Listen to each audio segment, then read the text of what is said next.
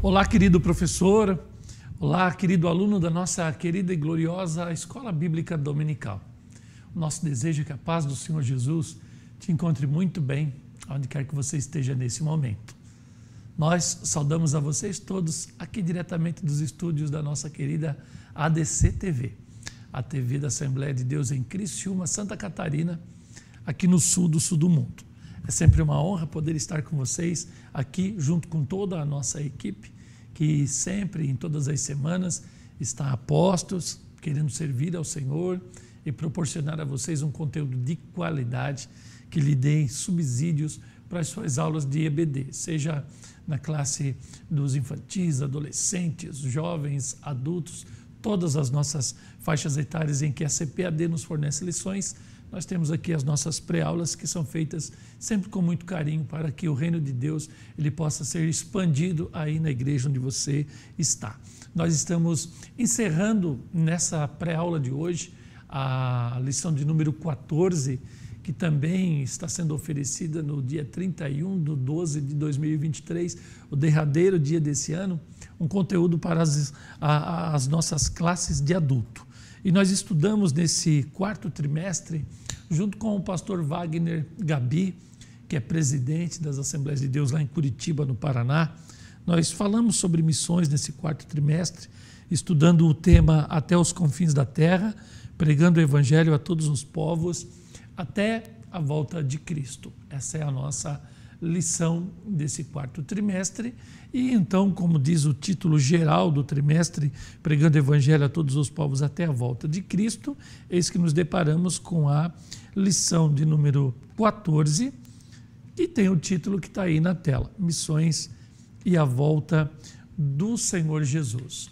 Nós temos dois tópicos na lição e dois objetivos muito claros e diretos. A lição ela é bem sucinta, mas ela envolve um tema extraordinário, que é a volta do Senhor Jesus, com todas as demandas que esse tema ele provoca, ele promove e etc. Então, a lição ela é enxuta, ela é bem objetiva, mas o tema ele é exaustivamente infinito de ser esgotado. Então, você tem muito conteúdo para a sua aula desse próximo domingo, mas pelos dois tópicos definimos dois objetivos da lição, e o primeiro é explicar a dimensão da tarefa missionária até que Cristo volte. Então, a volta de Cristo é um marco que nós, claro, esperamos por esse advento, não sabendo o dia nem a hora, né? E aí nós temos essas questões teológicas, como, por exemplo, o aliancismo, né, que vai definindo esse calendário dos eventos de Deus através de alianças de Deus com a humanidade, Israel, etc. E nós temos o dispensacionalismo, por exemplo, do qual nós assembleanos somos mais simpáticos. E aí, então, a gente vai dividindo a revelação pelo que já aconteceu em fases que estão muito claras na revelação bíblica. E aí, então, agora, na dispensação da graça, nós sabemos que essa dispensação se encerra com a volta do Senhor Jesus. Aí nós temos vários subtemas, né, nessa escatologia, e aí como tribulação, o surgimento do anticristo, né, o julgamento final, milênio, essas coisas, mas nós temos a volta do Senhor Jesus, que ela pode ocorrer, ou ela ocorrerá como o ladrão, que você não sabe o dia nem a hora.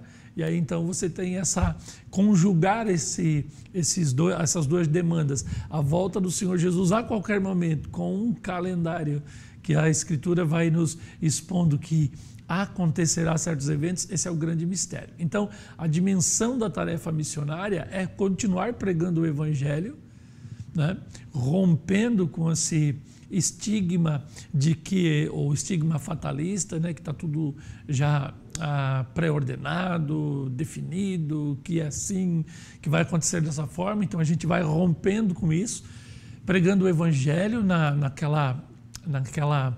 naquele ímpeto do Espírito Santo, né, no avivamento de Deus, que se renova todo dia, trazendo frescor e esperança às nossas vidas. E aí então essa dimensão da obra missionária é lidar com todas essas demandas e continuar pregando como se Cristo voltasse agora, mesmo sabendo que muitas coisas a acontecer. E 2, relacionar a volta de Jesus com a obra missionária. Então, a obra missionária, ela está atrelada com o fato que Jesus foi prometido, morreu, ressuscitou, e agora ele vai voltar. Não tem como indexar, desindexar um tema do outro. A volta de Jesus e missões estão interligados e são interdependentes. E aí nós temos o texto de ouro, Mateus 24:14, o evangelho do reino sendo pregado a todo mundo, em testemunho a todas as gentes, e então virá o fim. Ou seja, as gentes estão lá, nós temos que pregar o evangelho, dar testemunho do evangelho a essas nações, para que destas nações se revelem salvos para a glória de Deus. E a verdade prática diz que a grande comissão deve ser cumprida antes do arrebatamento da igreja. Viu aqui que eu falei ainda há pouco dos objetivos da lição? Nós temos aqui essa dimensão da volta de Jesus que deve nos mover a evangelizar, Jesus podendo vir a cada momento, né? E aqui a nossa verdade prática, ela vai praticamente resolvendo esse problema. Nós estamos então pregando para que a comissão se cumpra antes do arrebatamento. Então é uma corrida contra o tempo. É um evento que vai acontecer a qualquer momento, a volta do Senhor. E nós estamos correndo contra o tempo e esse momento que a gente não sabe bem certo qual é, porque nós queremos encher o céu de almas. A introdução, a gente, por conta do tempo, a gente não ignora, mas a gente vai agora passar. Deu aqui um probleminha aqui no meu passador de slides. Conseguimos, graças a Deus. Primeiro tópico, alcançando o mundo até que Cristo volte. Então vamos analisar aqui esse tópico da nossa lição, que tem por síntese a pregação do Evangelho. É uma tarefa urgente por causa da volta do Senhor Jesus. Então, tenha essa consciência de que a volta de Jesus é iminente, pode acontecer a qualquer momento.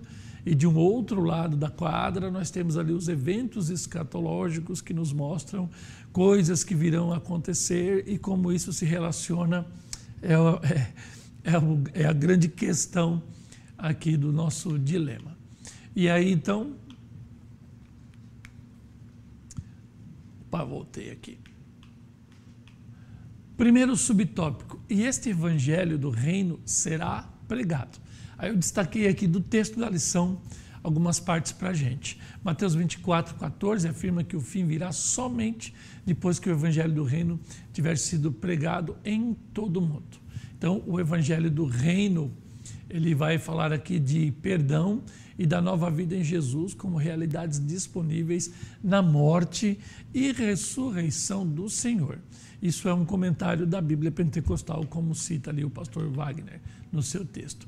Então, somente Deus sabe o tempo em que a tarefa da evangelização será finalizada. Por isso que a igreja, ela está, de fato, sujeita à apostasia, à heresia, a divisões, à letargia, à secularização / mundanização.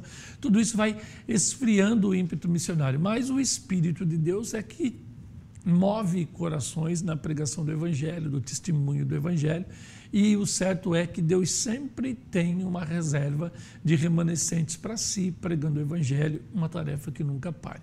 O ideal seria que toda a igreja estivesse envolvida nessa dinâmica de evangelização, mas por conta de a igreja ser feita de homens e homens na sua individualidade, o Espírito de Deus, então, ele na igreja, que é o todo dessas pessoas salvas, ele trabalha no coração de cada salvo para que o evangelho nunca pare, porque muitas vezes a denominação, a instituição religiosa, ela pode enveredar por caminhos que, mesmo com muito movimento, como a gente vê heresias que nos batem a porta todo dia, elas estejam ali movidas por pensamentos contrários à palavra de Deus, por heresias, né?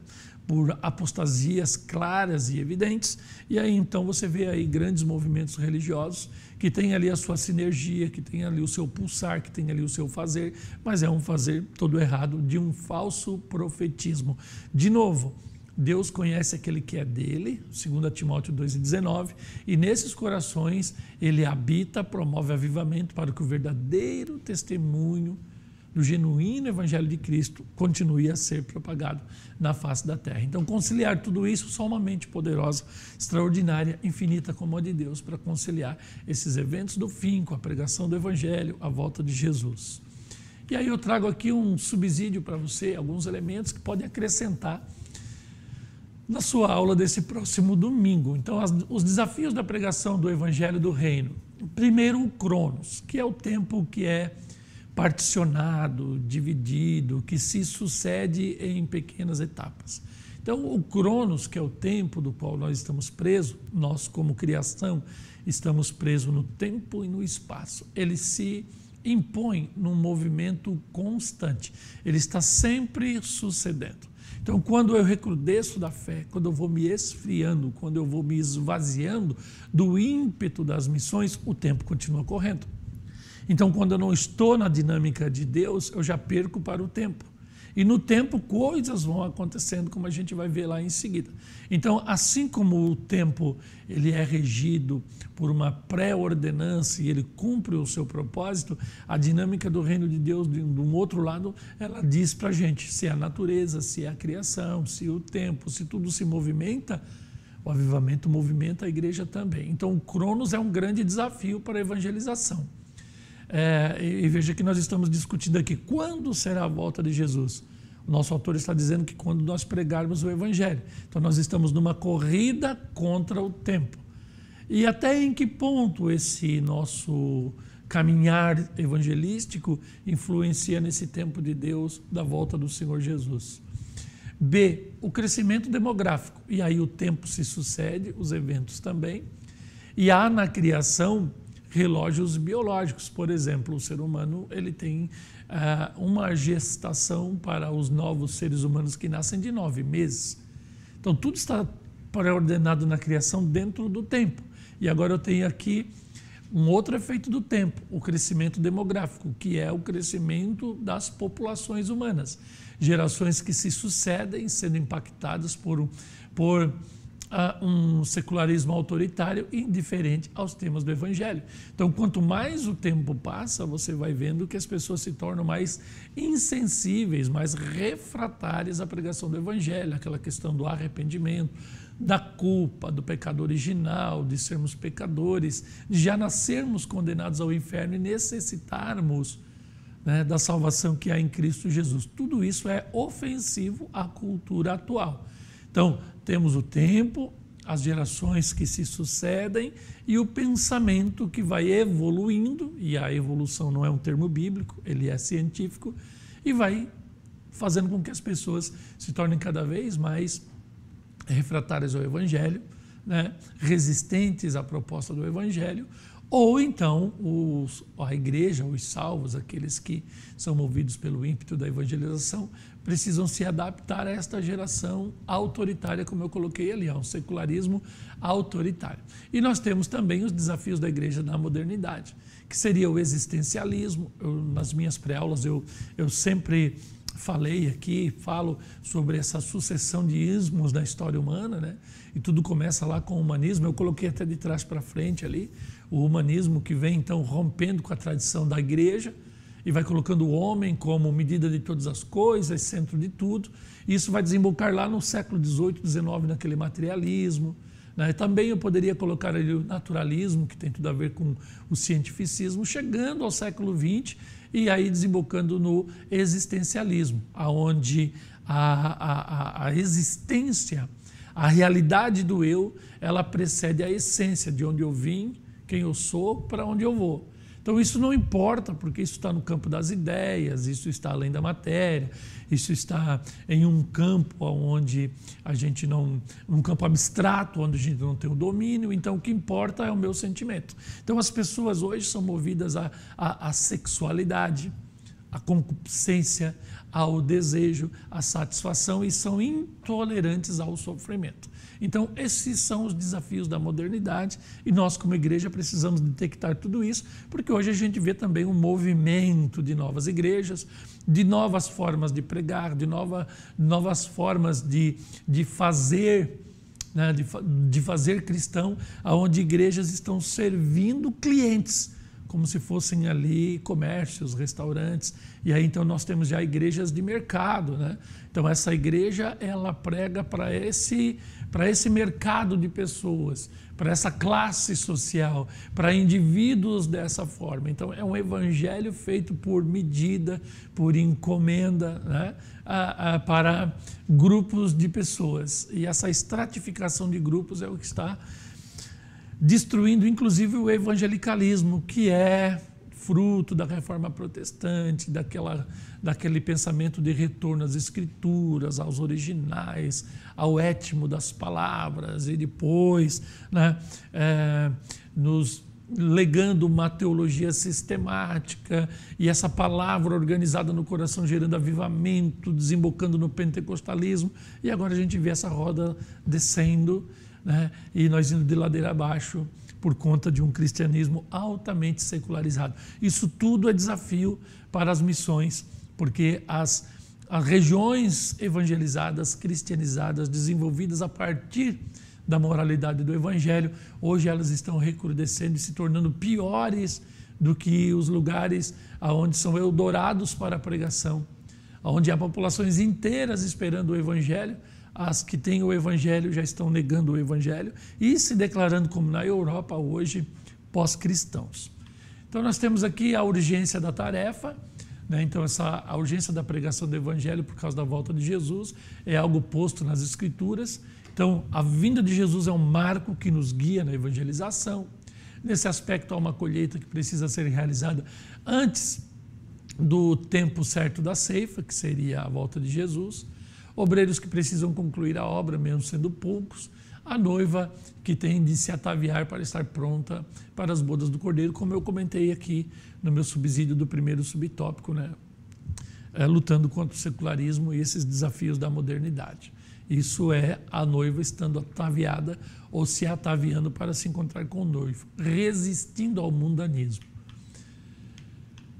E aí eu trouxe aqui um subsídio para esse subtópico 2, o retorno de Jesus é uma realidade que rompe com o secularismo. Então o secularismo ele está nos levando para uma religião social, onde todas as matizes de fé elas vão convergindo para um pensamento, que é o homem no centro de tudo. Então você precisa formatar uma teologia que abarque o homem na sua individualidade, com seus relativismos e concupiscências. Então você tem que agradar pessoas. Então, ele vai nos impondo a necessidade de vivermos pela fé e carregados de esperança. Então, a volta de Jesus, ela rompe com essa religião social, que é o extrato da teologia da libertação, um reino terreno, justiça social, a teologia da missão integral, que é esse ramo esquerdista dentro do protestantismo, né, que vai falando de um evangelho para os homens, dos homens, dentro dos homens, né, criando uma sociedade equilibrada, governada por pessoas de boa vontade, onde a transcendência quase não existe. Então, a volta de Jesus, ela rompe com isso, por quê? Porque ela vem cortando a história, ela vem rasgando a história, ela vem limitando o poder dos homens, dos reinos, dos poderosos, das nações, e de tudo isso que você vê nos telejornais, no noticiário do dia a dia. As guerras aqui, ali e acolá são frutos de uma ânsia por poder. Aí vem Jesus e vai cortar com o poder dos homens e exercer juízo sobre os homens e as nações. Ou seja, pregar o evangelho numa época como a nossa, pregar a volta de Jesus, a esperança no evangelho, nos dias como os atuais, é ir na contramão da lógica humana. A ceifa do fim dos tempos alcançará a todos os homens, porém uns irão para o celeiro e outros irão para o fogo eterno. É isso que nós temos que ter em mente, porque hoje se prega o evangelho como se todos fossem salvos. É só você seguir ali um punhado de regras, é só você seguir um certo pragmatismo, você está salvo.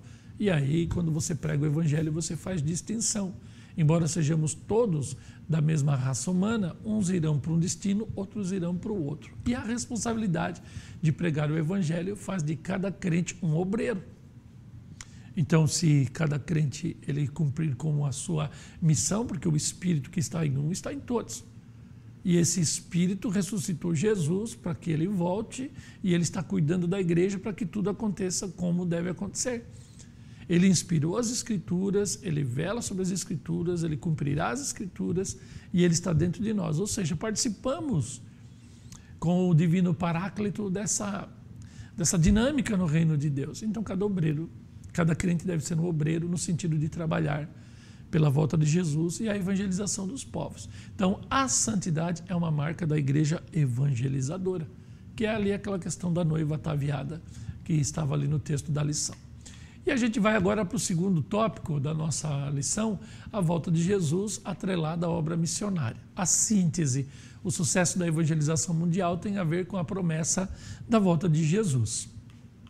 Então, a volta de Jesus é o grande tema da nossa pregação.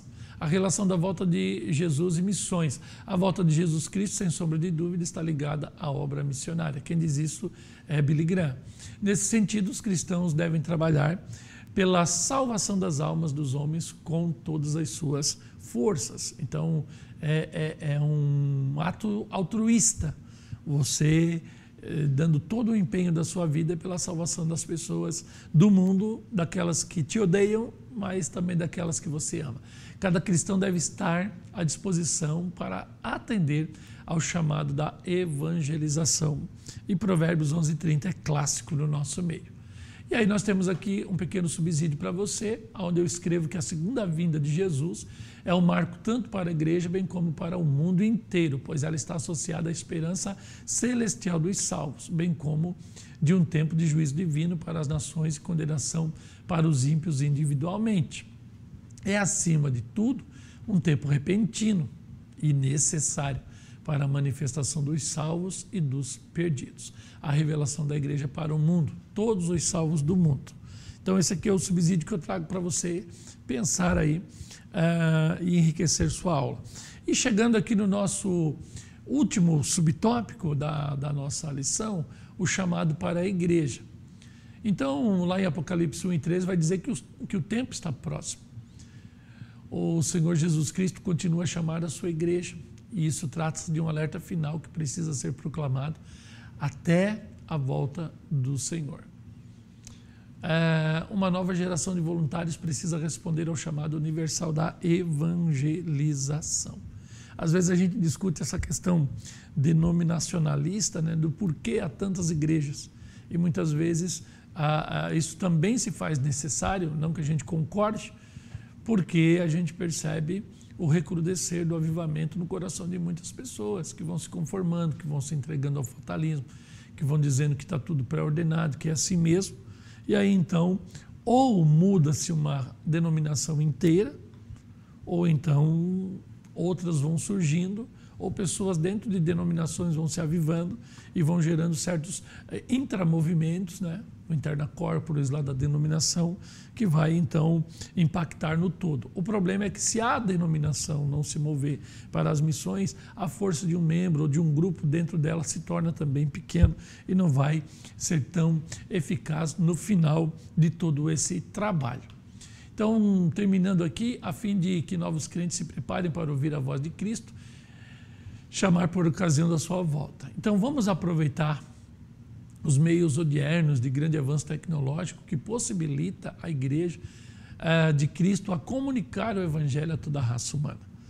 Nós, como pentecostais no Brasil, atingimos esse país continental sem todas essas tecnologias. E por que agora que temos, a gente não pode fazer mais do que já fizemos?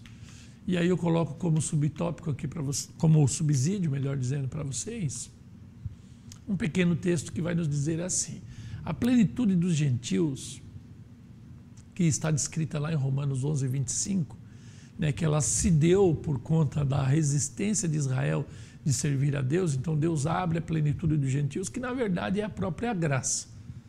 A história ela está correndo por conta dessa emulação, desse orgulho judeu por serem judeus e terem todos, né, aqueles benefícios da antiga aliança, o culto, as promessas, os patriarcas, as alianças, etc. e tal, como diz lá Romanos 9, ela abre um parênteses da história e parece que o calendário profético ele para que a igreja agora atue e ela tenha essa permissão divina para o mistério de pregar o evangelho. Só que esse parênteses vai fechar. Esse período parentético, esse delay histórico, ele vai parar. Por quê? Porque quando o número dos salvos ele se formar e a igreja cumprir o seu papel, a porta fecha e o evento da volta do Senhor Jesus, ele acontece e aí então toda essa escatologia, essa dinâmica, essa engrenagem de eventos, ela começa novamente a girar. E aí nos diz ali Romanos 16, 25, que essa plenitude dos gentios é um mistério de Deus que estava na eternidade já também preordenado que acontecesse, que se inicia com a promulgação do Novo Testamento através da morte do Senhor. Então o Novo Testamento começa não no nascimento de Jesus, porque Jesus nasce na plenitude dos tempos, debaixo da lei, nascido de mulher, mas no Calvário não está consumado, na sua morte, então o testador agora pode dar o testamento. Por quê? Porque não há testamento sem a morte do testador. Então Jesus ele morre e inicia ali na morte, como diz Hebreus, capítulo 8, se não me engano. Ali então começa o Novo Testamento, porque o testador ele morre, nos gera a herança, que é a própria salvação nele mesmo. E permanecerá até o dia do seu retorno glorioso. Então ali começa a plenitude dos gentios. Este é o mistério eterno e ele vai se findar quando Jesus voltar. Nesse período, salvos angariam galardões, recompensas de suas atitudes evangelísticas. Então nós temos, no arrebatamento da igreja, esse encontro dos salvos para o recebimento de galardões. Já os ímpios confirmam a sua danação por não crerem no evangelho. É aquela máxima de Jesus a Nicodemos: quem crê será salvo, quem não crer já está condenado. Infelizmente, o joio se apossou da tecnologia, promovendo nos dias de hoje heresia. Você vai ver que os grandes movimentos de pregação do evangelho nas redes sociais, canais de TV, etc., movimentos fortes, poderosos, milionários, eles não pregam o evangelho com essência, eles pregam tudo menos a Jesus, menos arrependimento, menos perdão e etc. São campanhas, utilização de elementos, são alquimias, são místicas, sincretismo, tudo para chamar a atenção dos desavisados e auferir no final algum lucro sob a justificativa de pagar a própria roda midiática, mas a gente sabe que a coisa vai muito mais além disso. Mas graças a Deus, porque eu e você, nós, ali na nossa congregação, na nossa igreja local, nós temos feito de tudo e mais um tudo pelo Evangelho e aquilo que podemos estamos fazendo. E aqui nós chegamos à conclusão da nossa lição e eu vou pedindo que você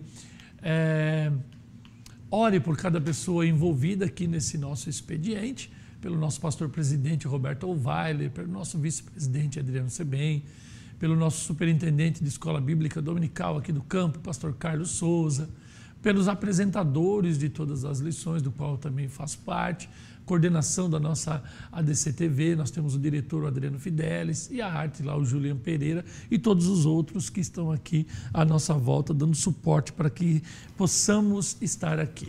E no demais pedimos que você tenha nesse último dia do ano, dia 31, uma grande e poderosa aula, que você seja muito, mas muito abençoado no teu fazer pedagógico e didático na sua classe de aula local. E eu vou me despedindo aqui de vocês, pedindo a Deus que o Senhor guarde vocês no ano de 2024. Nós vamos ser sucedidos aqui por um outro professor e eu quero deixar a minha gratidão a Deus por todo esse tempo que nós viemos aqui comentando as nossas aulas de escola bíblica dominical, nosso coração sempre posto no reino de Deus e dispostos a servir, mas tudo tem um tempo nessa vida, chegamos no nosso momento, precisamos parar e o Senhor Deus estará com vocês, conosco, eu lá na igreja que eu pastoreio, nas minhas viagens, no meu ministério, naquilo que eu faço aqui na nossa igreja em Criciúma, na nossa região sul do Brasil, onde a gente atua mais, e também em algumas regiões do Brasil que a gente vai continuando o nosso ministério, certamente qualquer dia desses a gente se encontra por aí, mas eu me despeço de vocês com meu coração cheio de gratidão, pedindo a Deus que Ele guarde você aí e a mim também, aonde quer que a gente esteja. Um grande abraço, foi muito bom estar com vocês, um beijo no coração e até a próxima, em nome de Jesus.